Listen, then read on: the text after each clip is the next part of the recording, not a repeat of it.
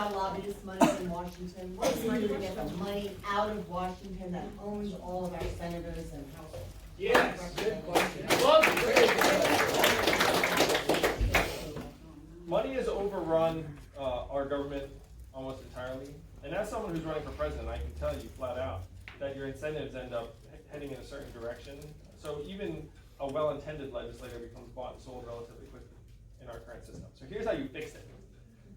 You pass a democracy dollars bill where you say every American gets $100 that you can give to any candidate or campaign, only to a candidate or campaign, use it or lose it every year. And then we would wash out the lobbyist money by a factor of 4. And so if you're a legislator and I get 10,000 South Carolinians behind me, that's $1 million. And then if the lobbyist comes and says, hey, I've got a $50,000 check for you, you can be like, I don't care about your $50,000 check. I'm getting $1 million from the people. The problem if you're a legislator is that you end up just following the money because you think you're going to get reelected using the money. And so you end up with two constituents, people and the money. And the people, you kind of know it's important, but the people are sort of hard to figure out and measure, whereas the money is so clear. It's like you actually know how much they gave you. You know, like, and that's, so again, in many ways, it's about trying to align the system. If we pass a democracy dollars bill, then all of a sudden legislators be much more responsive to the people. That's a much more effective solution than trying to get corporate money out of politics, because we know it's always going to find a way to sneak back in. You have to wash it out. Wash out the system. That's the plan. Good idea. Thank you. I'm very proud of it too. It was a derivative of someone else's idea. One thing I'm very open about is that we'll take great ideas from anywhere. Yes, Miss. Oh, thanks. Well, we here are on the front lines of climate change because we live on an island. We're dependent on tourism. We try to ignore it because it's bad PR, but really we're very concerned about climate change. So could you please talk about what you're going to do about climate change? Oh. Thank you. How many of you saw the last debate? All right, so you remember like my sort of doomsday climate change answer? And I was fascinated by the fact that apparently I'd staked out a third position in US politics. Position number 1, we need to fight climate change. Position number 2, climate change isn't that big a deal. And then my position, like number 3 is how would I say it? It's like, it's worse than you think. I'm in the it's worse than you think camp, based upon the numbers. You probably saw Greenland is melting at the rate projected for 2050 today. The UN just came out with a report and said, we're going to be okay if 90% of us go vegetarian immediately. But these are real data points. So if you look at these studies, you're like, well, I don't think that 90% of us, I don't even like, it wasn't even US, like 90% of the world has to go vegetarian immediately. So you look at these studies and they're really depressing. I've been digging into the science on the positive side. We're going to come out with a comprehensive climate change proposal 10 days from now or so. And there is some very promising science where, I'll give you the most basic examples. Like, we have to plant a lot of trees. If you planted a lot of trees, it would actually help matters significantly. And there's something you can do that's the equivalent of planting trees in the oceans. Right now, the Atlantic Ocean is losing between 4 and 8% of its biomass a year. Think about that. I mean, that's terrifying. So what we have to do is we have to essentially reforest the ocean by setting up marine permaculture arrays with kelp. And then you can end up rehabiting certain parts of the ocean. The ocean's not like just a uniform, you all know this, but it's not like just a uniform body of water. It's like there are areas where there's a lot of life and then areas where it's essentially empty. So what you have to do is you have to try and repopulate it. It's relatively expensive, but it's going to be a lot less expensive than catastrophe. So there are things that we can do. We need to try and move the financial incentives. The thing I said on the debate stage, which is unfortunately 100% true, the United States of America is only 15% of global emissions.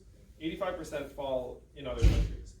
Other countries' economic incentives are around dirty energy almost entirely because it's cheaper, and they're just trying to get energy by any means necessary. What China has been doing is China's been investing in renewable energy, and they take their dirty power plants and then move them to Africa. and say, hey, good news, Africa, we've got a power plant for you, it's coal. So what they're doing is they're moving the dirty emissions to the developing world. And the only way that we're gonna get emissions down globally is if we were to go to Africa and say, hey, don't do the coal plant. Instead, we've got this incredible set of solar panels for you that somehow is going to provide the energy you need. So that's the bridge we need to cross. We need to try and cross it. It's an incredibly tall order. I think the biggest difference between me and most of the other candidates is that in addition to trying to get emissions down, I want to affirmatively try and improve our habitat and ecosystem because there are things that we can do. I think if a mainstream political candidate went around saying we have to plant lots, I mean, hopefully people would know that that's the right thing to do. But I think most politicians are reluctant to say things like that because they want to seem like if we just cut back in our emissions that we'll be able to solve the problem. But big proposal coming out, hopefully you'll check it out on yankee20.com. It's got like tons of elements to it. If you have a math hat on, you definitely get a little favoritism. So you all probably heard opposite of Donald Trump is an Asian man who likes math. Yeah. But what you may not have heard is that math is an acronym that stands for Make America think harder. Make America think harder. That's right. Yeah, in your book, you're so you went beyond providing everybody's health care and reducing drug prices, which everybody has a plan. But you were very eloquent about the problems that we have delivering medicine and delivering health care in this country. Could you explain on that, about how we don't have enough doctors, how we don't have enough? Yeah, I love that. What's your name, sir? Michael Young. Hey, Michael. Oh, Hey. we've met before, right? No? No? No. So Michael, so Michael asked a question about healthcare delivery and some of the problems. So we talk about healthcare costs and getting people access. If you're in a rural part of South Carolina, part of the problem is that there aren't many doctors where you live. So for a moment, ask yourself, why is there a doctor shortage in the United States of America? Is it because there's a shortage of young people who want to be doctors? It's because the medical lobby has constrained supply for many, many years. And that if you go to med school and get a degree, you owe sometimes $200,000 in debt. And then if you go into primary care, you get paid less. So you say, hey, let me specialize and get paid more. And if you go to a rural area, you get paid less. So let me go someplace urban on the coast and get paid more. So you end up with a shortage of doctors nationally and an extreme shortage in rural areas in particular. So then you go to the doctor lobby and say, hey, there are no doctors in this area. 30% of the country is a primary care desert. It's a massive problem. How about we let these nurse practitioners see patients? And what do you think the doctor lobby said? No. Right. So these are some of the constraints on our healthcare system that we need to try and loosen over time, in large part because technology is going to make it so that a nurse practitioner with an AI that frankly can diagnose the vast majority of things based upon the listed symptoms can do a whole lot. And then if you want, you can have a doctor beam in with telemedicine and just start talking through the screen. There are different things you can do. But we need to start changing the economic incentives because right now our healthcare system is not designed to maximize our health. What's it designed to do? Maximize revenue. No, it is. And one of the ways you know, there's a Cleveland clinic in the Midwest where the doctors are paid salaries and it doesn't matter what they prescribe. And lo and behold, all of a sudden, treatments go down, procedures go down, they're just you're okay, you don't need it. But if a doctor is getting paid on the basis of procedures, they're like, oh, I think you need a procedure. And then the entire system is designed that way. So we have to try and change the incentives. We have to try and get the access up. One thing that's a point of confusion about this, whenever people talk about how we're going to pay for it, that's the wrong question to ask. Because we're spending 18% of GDP on our healthcare right now to worse results. And I have a private investor friend who said she's gone through the numbers. She's brilliant. She's gone through the numbers and she says she has never seen profiteering like the profiteering she sees in the drug companies, the device companies, private insurers. She says it's unlike anything she's ever seen in any industry ever. And so she's now shorting those companies and now backing my presidential campaign. And she says you're gonna get this waste out. So when we talk about where are we gonna get the money, it's there's so much money pumping through that system right now, that if we can channel it and make it more efficient, even slightly, we can get the access up and the cost down. All right, y'all, so we got time for one last question, then we gotta, Oh, no. I know some of y'all That's want some terrible. pictures, maybe All somebody right, I'll wants to stick take around and a take some stand. pictures. So, and then we gotta get out of here to the next spot in about 10-15 minutes, so we only got time for one last question. All right, I'm missing in the front. I have a soft spot also for people in the front. Let's make this. Oh, wait, well, we'll do two, him and you. Oh, that's. All right, straight away. Very nice. We can do about gun control and how are we? Oh, good.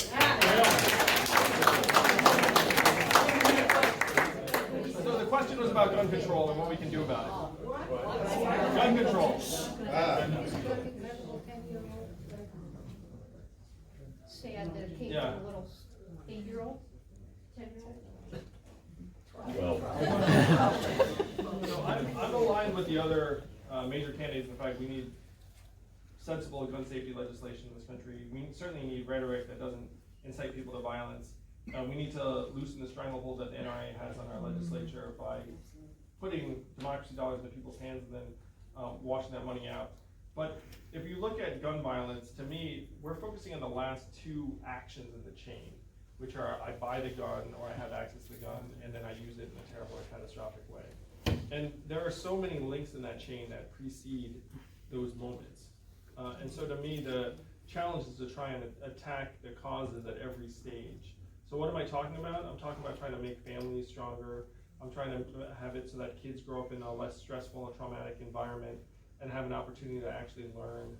I'm talking about having schools that don't marginalize and alienate kids who have different neurological and learning profiles. And one of my sons is autistic, and so I'm very passionate about that.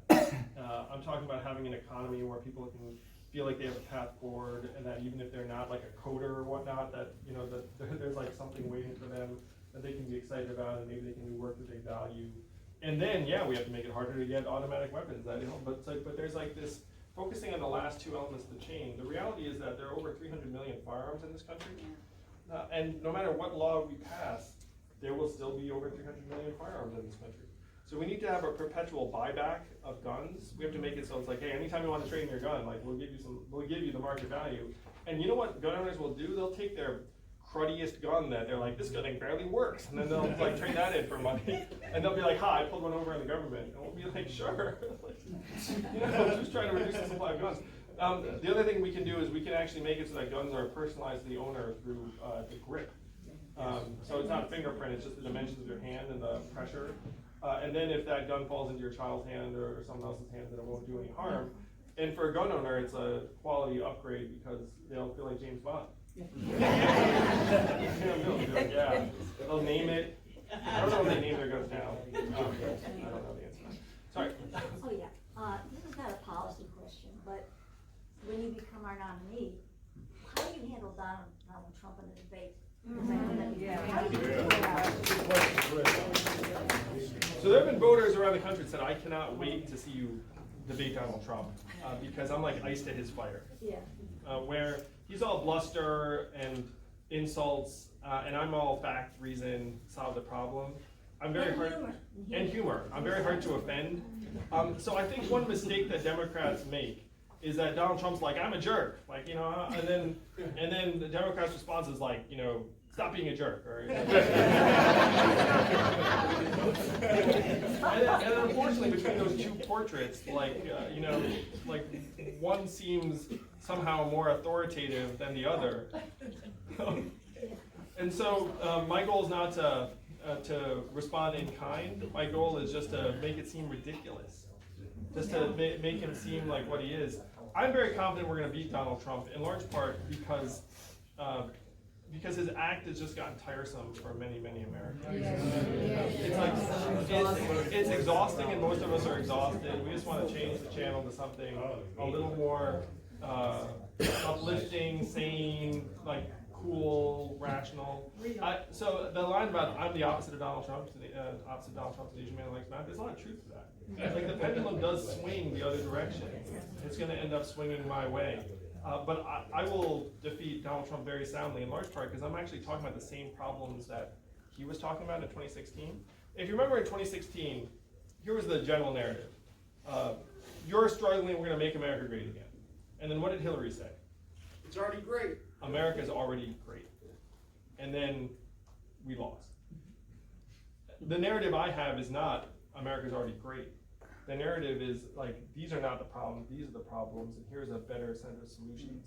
This is one reason why I'm drawing in Trump voters. Because a lot of Trump voters felt alienated by the Democratic Party because they didn't think the Democratic Party was talking about their problems. I'm talking about the same problems, but $1,000 a month makes more sense to them than the Donald Trump build a wall, turn the clock back, bring the old jobs back. On some level, many Trump voters know that none of this stuff was really happening. And so when I come along and say, hey, the problems were real, but instead we have to turn the clock forward. We have to advance. We have to start evolving the way we see work and value. And because of that, I get like I'm one of only 2 candidates that 10% or more of Trump voters said they would vote for. Yeah, yeah, baby. And as you know, if you do any math at all, you know that's all we need to win. If I am your nominee, I will defeat Donald Trump soundly in 2020, and that's a promise. So people have said that they're super excited to have me debate Donald Trump because where he's all bluster, he's fire on ice. Like I'm very hard to offend, very cool and logical. And the problem Democrats have gotten into a little bit is that he comes up and he's like, hey, I'm a jerk, I'm a bully. And then the Democrats are like, don't do that. Or something along those lines. Or like, that's not, you know, like that's divisive, that's enough.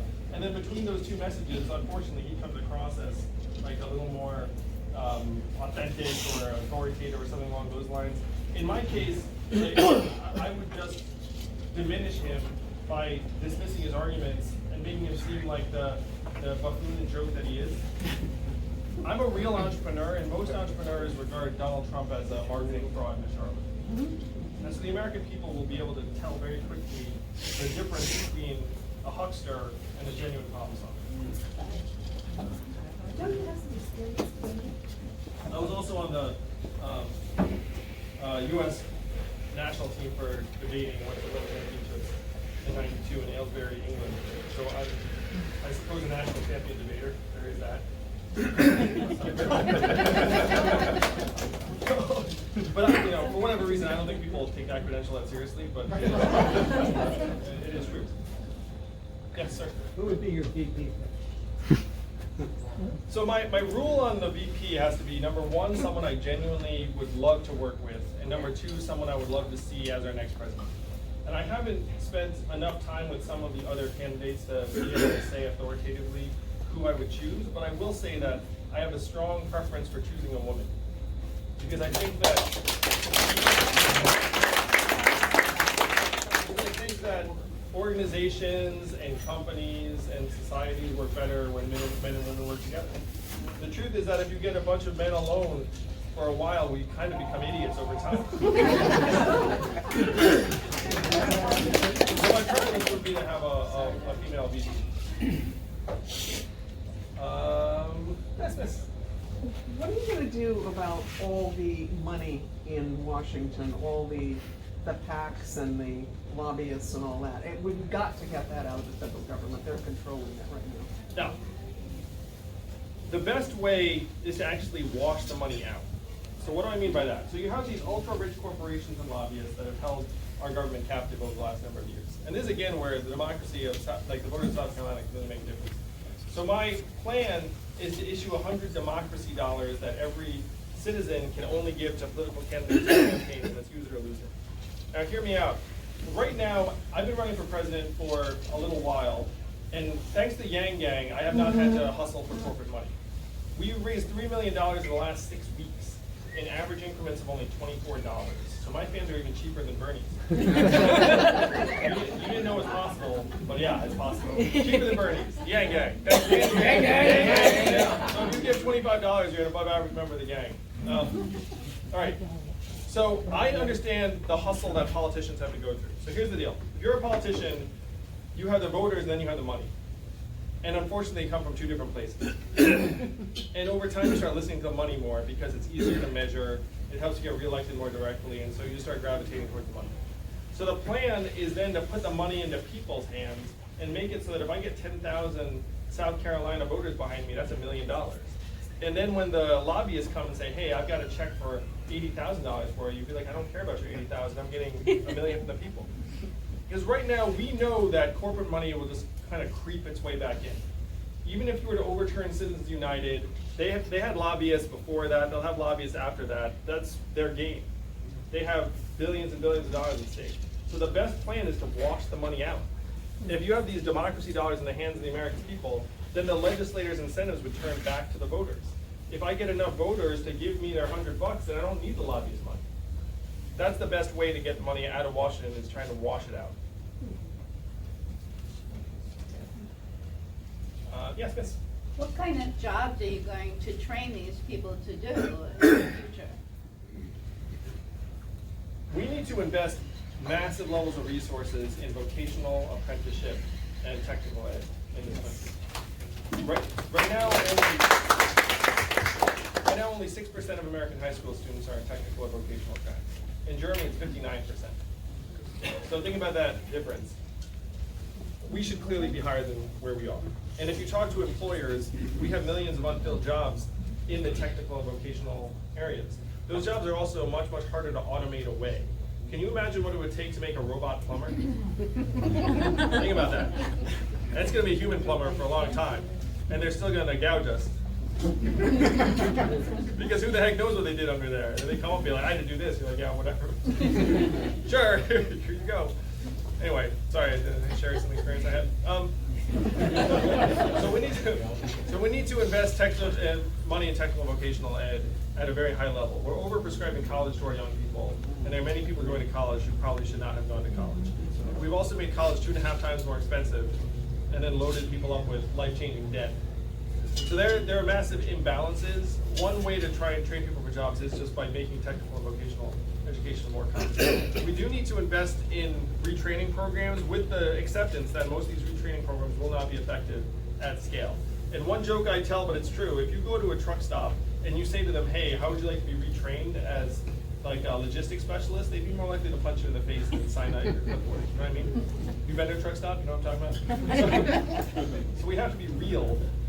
And the most effective retraining programs are based around existing jobs. If you have an existing employer who says, hey, I need 100 people with these, then you can go out and try and train those people. That actually has a higher effectiveness rate. If you're a school saying, I'm going to train people for what I think employers need, that has a very low effectiveness rate. So we have to find the employers and essentially try and scale up hiring solutions for them so that we can connect people to the opportunities. The freedom dividend would be immensely helpful, because if you have $1,000 a month, right now, one of the statistics that makes me saddest is that rates of interstate migration in the United States are at multi-decade lows. That is, people are just not moving. People aren't moving across state lines anymore. There are a multitude of reasons for this, but one is that people find moving very unaffordable and difficult. So we have to try and make it easier for people to move to where there might be a job waiting for them, and then actually put financial resources where to make that happen. Because right now Americans are hunkering down in many places. And on one level, I'm cool with it in the sense that Americans should not have to move to have a good life necessarily. Like, I think that's the wrong message. But if they want to move for a job, we have to make it easier for them to do so. Yeah. Hi, so I think number one threat facing us right now is climate change. And I know you were asked about it in the second debate, and I want to just hear your thoughts on what we should do about climate change and give you more than 10 seconds that CNN gives you. Thank you. Yeah. And thank you for giving me the benefit of the doubt. So if you remember in the last debate, I staked out the new third position on climate change. The one position you're used to is we have to fight climate change. Number two position is climate change isn't that big a deal. It's like a hoax or whatever. And then now the new Andrew Yang position, which is it's worse than you thought. Yeah. And that's where I am. That's where the numbers are. According to studies out of Greenland, the ice pack is melting at the rate they projected in 2050. Like much worse than anyone thought. The UN just released a study saying we will be okay if 90% of the world goes vegetarian immediately. So these are just the these are like the authoritative scientific studies coming out. So we need to try and transition to a more sustainable economy and have more renewable energy sources. But we also have to recognize that that will not do the trick. That in a world where we're only 15% of global emissions, the rest of the world's 85%. And you know what's happening in the rest of the world? China is investing massive resources in renewable energy, but then they're exporting their dirty coal power plants to Africa. They literally are just taking whole power plants and being like, hey, Africa, great news for you. I got a power plant. It burns coal. You want it? And then Africa's like, yes, please. And then here you go. So they have this incredibly dirty energy signature coming out of the developing world because it's cheaper. So the only way for us to make that stuff cleaner would be to go in and say, look, this is going to be better than the coal plant. And here are the solar panels and wind turbines. And right now, we don't have the will or the resources to make that competitive for them. So I'm for doing everything we can to improve our emissions, but I also want to start investing in mitigation. And in this community, you all started to see the worst effects of climate change creeping up.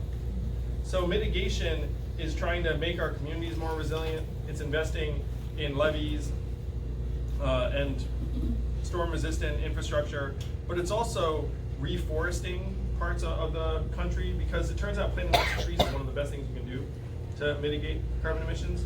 And we need to reforest our oceans. Now hear me out, this sounds kind of odd, but the Atlantic Ocean is losing between 4 and 8% of its biomass a year right now. It's catastrophic over time. Like the ocean, it's not a uniform body of water. There are actually many parts of the ocean that are filled with life and then others that are completely empty. And unfortunately, the parts that are filled with life are starting to get depleted. So what we need to do is we need to put permaculture, marine permaculture arrays of kelp underneath the water in particular areas and help regrow the marine ecosystems. That's not cheap, but it's much cheaper than catastrophe over time. So I'm about to release a comprehensive climate change plan that includes not just mitigation, but also trying to counteract some of the worst effects, both on land and in the oceans. So I, as you can tell, like I'm very, very concerned about climate change. I just don't think that curbing emissions will actually pull it back. At this point, the horse is out of the barn. Yep.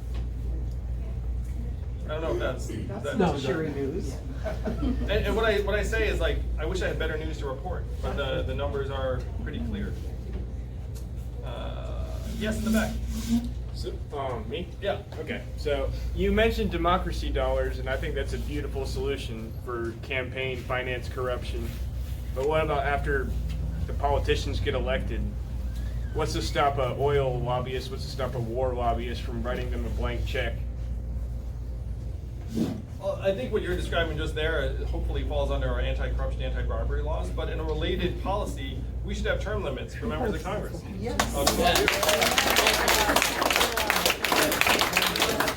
Can we give you some names? They go to DC and they're like, ooh, I kind of like it here, let me stick around. And then they rattle around for a long time. It should not be a career. It should be a calling and a vocation. You get as much done as you can in that time frame, and then you come home.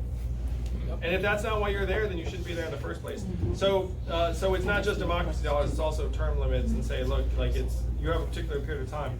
And then you'd see all these legislators, I believe, improving their behavior because they know that they can't stick around forever. So would that also include like civilian oversight to make sure that they don't take extra money? Well, I have some rules that I'm just suggesting around not becoming a lobbyist after you leave government, because that's a revolving door. Yeah. I have good friends who went to Capitol Hill with the best of intentions, and one of them said to me straight up, he's like, I would never become a lobbyist. 12 years later, guess what he is? A lobbyist. Yeah. And it's just because that's the most lucrative professional opportunity that awaits you after you've worked on Capitol Hill. So we need to make it so that that is not the case. Try and have curbs to become lobbyists post-Capitol Hill. One of the things I've said I would do as president is I said that I would have a lifetime ban on presidents getting any money for personal gain afterwards, because if you're a human being and you know that someone can give you $250,000 to give a speech to their employees after you leave office, then the natural temptation is just to be a little easier on them. You know, so you have to try and get that temptation off the board, and culture start at the top. If the president's taking paid speeches for money after they leave office, then everyone in government looks around and being like, all right, I guess being a lobbyist is fine too. It's like you end up having this cascade of mercenary behavior. So you have to say, look, president, no more money. You'll live a fine life, but no more getting paid tons of money after you leave, and then you try to change the culture from the top down. Yes? How will you handle our problems with North Korea? So this is a personal personal aside. My sister-in-law is Korean, and she's giving birth in 2 weeks in Seoul, and my brother's there right now. I was just FaceTiming him. So what's going on in Korea is personal to me on a couple of levels.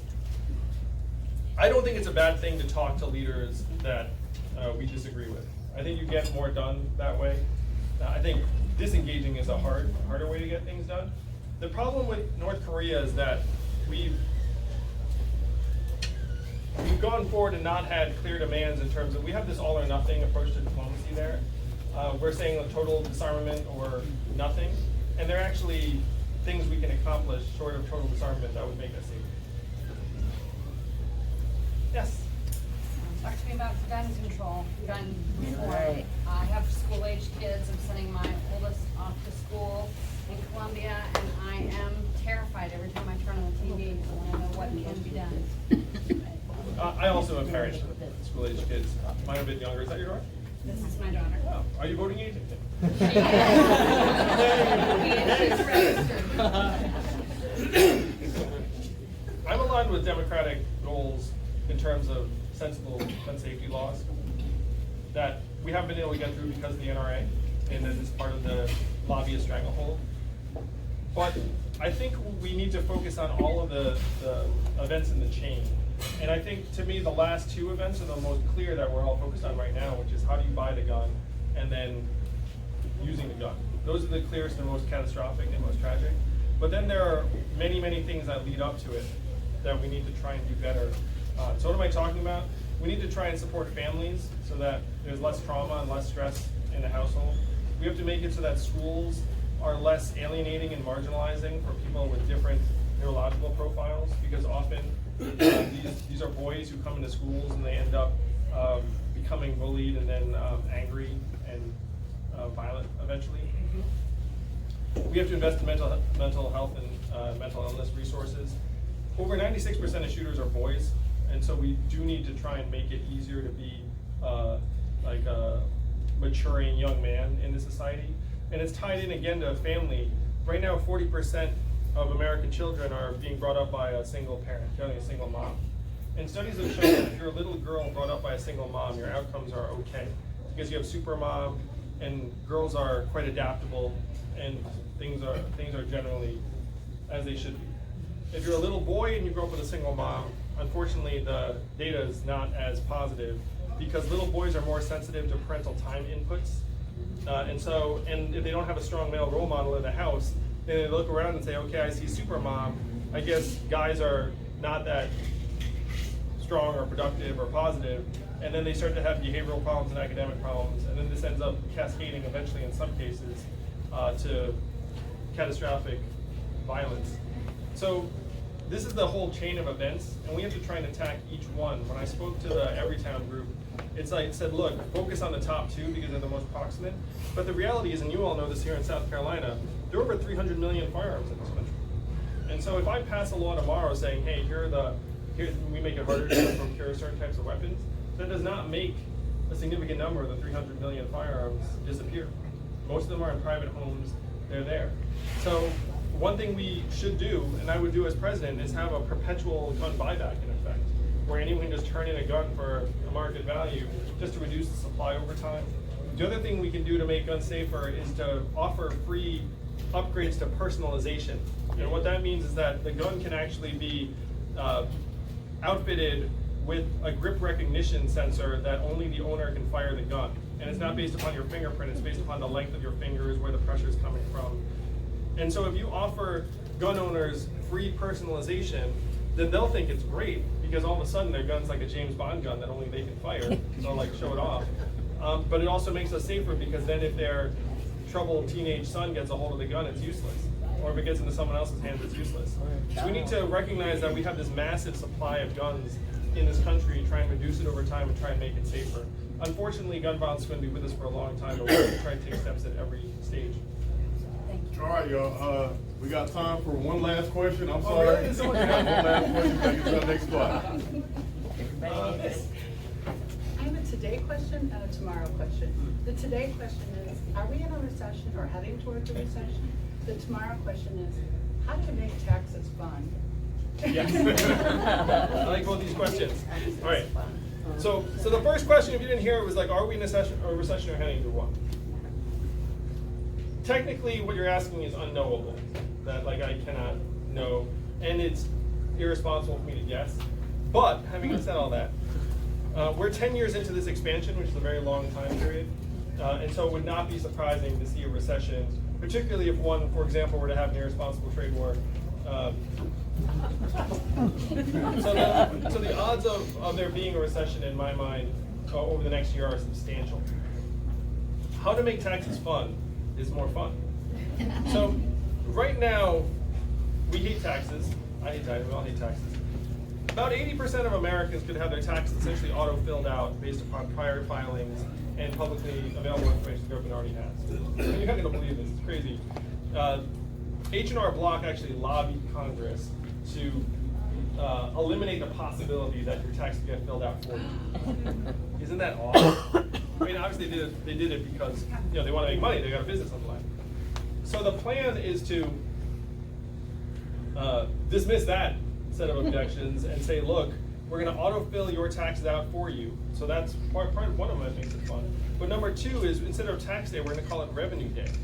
Because imagine if you were a business that got hundreds of billions of dollars in revenue on a particular day. Do you think you would celebrate that fact? Yeah. You think you'd say, wow, what a great day. Everyone gets the day off. We're going to celebrate our incredible progress as a country that we had another year together.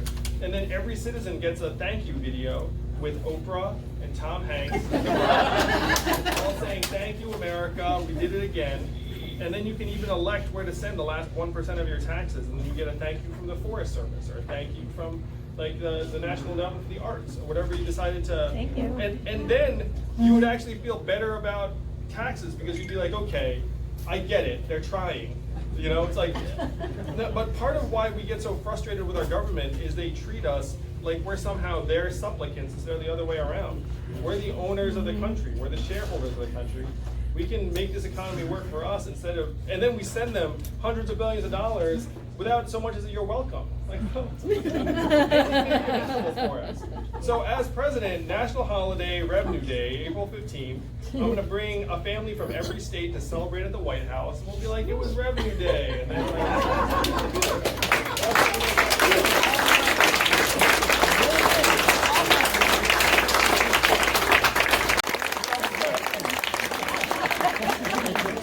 would love to take advantage of this environment and take some questions. So go ahead, raise your hand and shout it out.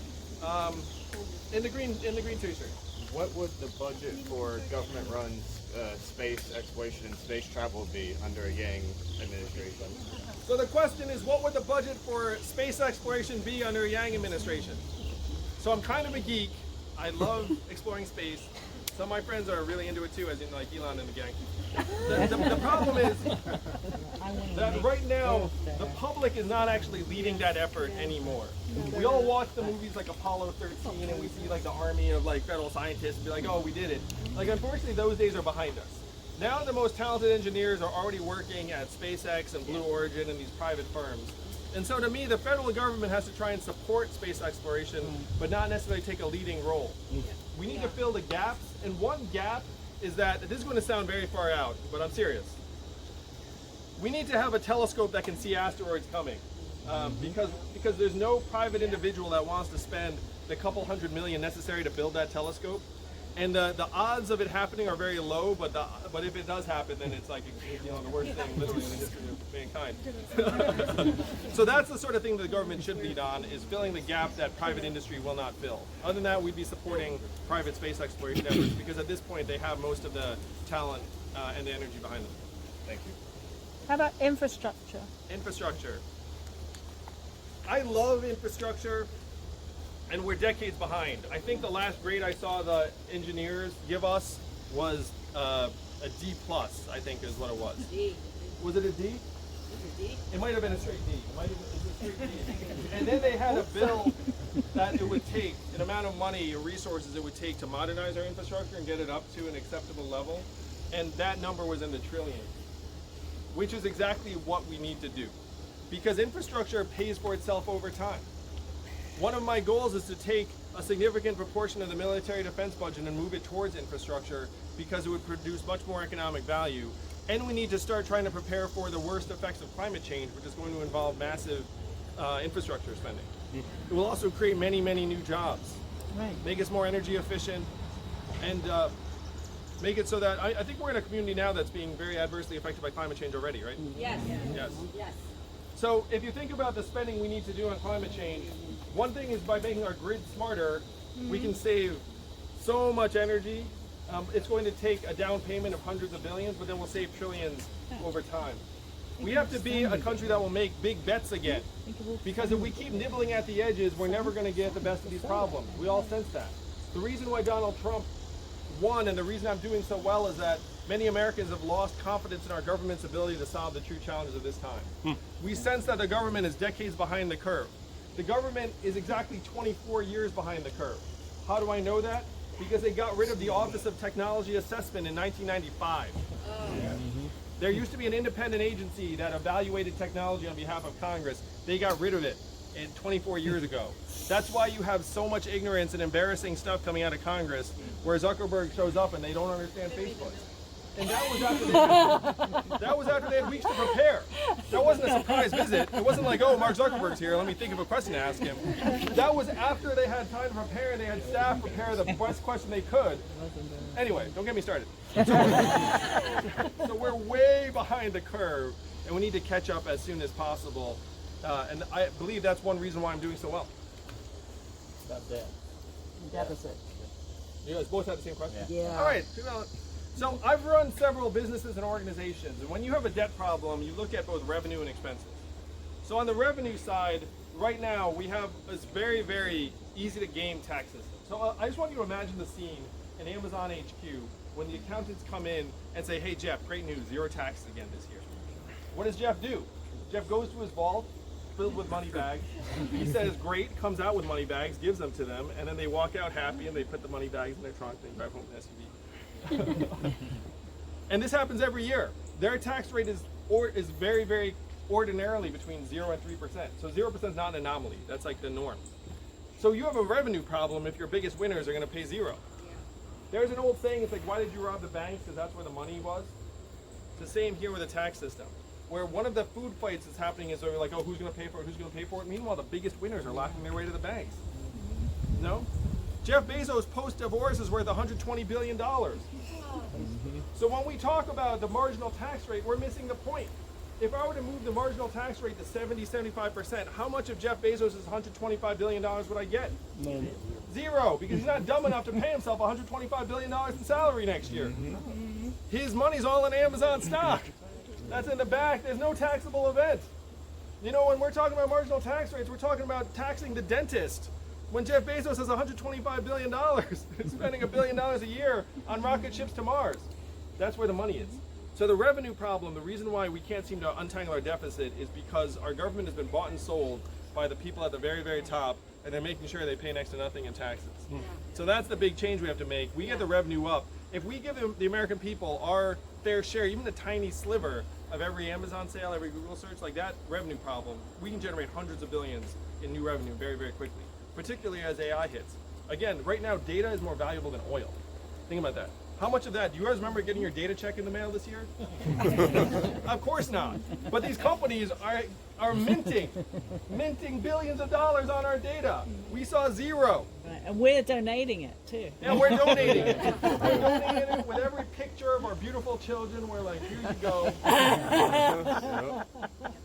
So this is the opposite of a virtuous cycle. On the other side of it, we do have an expense problem in this country. So one of them is military defense funding. Again, if we move to infrastructure, we can make it more efficient. There are things we can do to move the needle on the expense side. To me, the revenue side is much more significant because if you look at our numbers compared to other countries, our effective tax rate is lower than it should be. Oh, the other thing I want to do is I want to make taxes fun. Now, what the heck are we doing right now? That sounds impossible. That sounds ridiculous. But hear me out. Imagine we were a business and we got hundreds of billions in revenue on one day. Would we be happy on that day? Yeah. Yes. It would be a national holiday. We call it Revenue Day. Everyone gets a day off. We have a party in the White House celebrating another awesome year. Every American gets a thank you video with Oprah and Tom Hanks and The Rock thanking you for being an awesome American. You get to elect where to send the last 1% of your taxes to the Forest Services or the National Endowment for the Arts or wherever you want. You get a thank you message from them too. And then we celebrate. We also pre-fill out your taxes for you. We know what your taxes are based on prior year filings and publicly available information. Why are we wasting everyone's time putting it on you? It makes no sense. And the reason that happened is because H&R Block lobbied Congress and said, do not fill out people's taxes for them. Again, it's the lobbyists corrupting our lives. The thing about every year, I hate it too. We're all banging our head against the wall being like, one of my taxes, we dread it, get this anxiety. It starts, when does it start? January 1, that's a little worse. I don't think about it until Feb 1. And then I'm also like, oh, taxes. Like the collective stress, think about the cost of society. Totally unnecessary. So this is what I'm talking about when I'm saying make taxes fun. Your taxes are filled out for you. You just sign off, or you modify it if you did something that we don't know about. But we trust that your taxes are pretty much going to be very similar to the prior years. Anyway, so this was my mini tirade about tax law. Well, that's okay. Yeah, that's fine. There'd be people with fancy taxes that still need to go to H&R Block. Yeah, but from the system, we ended up getting some of it. There aren't enough millionaires for it to really make enough. I mean, maybe in this area. So the question was, do millionaires get $1,000 a month? And the answer is yes. Everyone gets $1,000 a month. Or the Jeff Bezoses of the world, does he need $1,000 a month? Of course not. But we're going to be getting some money from his business anyway, and we'll send him $1,000 just to remind him he's an American. But in truth, in Alaska, everyone in Alaska gets the oil dividend. The richest Alaskan, I have no idea who the richest Alaskan is, to the poorest Alaskan. They all get it, and what are the benefits of them all getting it? And then it makes it there's no stigma, there's no monitoring, there's no incentive to report a change in circumstances. Everyone gets it. It depoliticizes it. Alaska is a deep red conservative Republican state. The oil dividend was passed by a Republican governor. And he made this argument to the people of Alaska. He said, hey, a lot of oil money. Who would you rather get it, the government or you? And the Alaskan people said, us. And then he said, I thought that's what you'd say. And now it's wildly popular in a deep red state. Alaskans love the dividend so much that a majority of Alaskans said they would accept higher taxes to keep the dividend. Does it have to go on your love. tax report? Does it have to go on your taxes? No, it does not. Okay. The dividend is not taxable. It just goes in there. All right. Oh, good. We beat the rain. That was one of my big goals. Andrew. It never rains on the Yang campaign. Andrew, can you answer one? This young lady here had her hand up the whole time. So she asks us one last question, then we'll get some pictures. When you become our nominee, how will you stand up to that nastiness in the White House? How will you deal with that? Oh, so she's asking, after I become the Democratic nominee, how will I stand up to the mess in our White House? I can tell you. So voters around the country have said to me they cannot wait to see me debate Donald Trump because I'm like his polar opposite. Like pure logic and reason and problem solving, and he's all bluster. Americans can tell the difference very quickly. I was also a national champion debater. In high school, I went to the World Championships in England.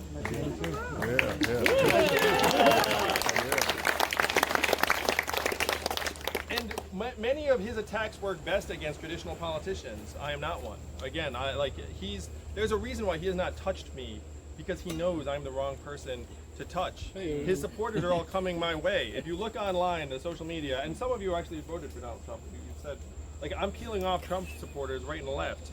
What was his trump card, so to speak, in the last one? Twitter, internet, memes, bullying, none of that stuff works on me. I'm better at the internet than he is. All right, on that note, thank you, South Carolina.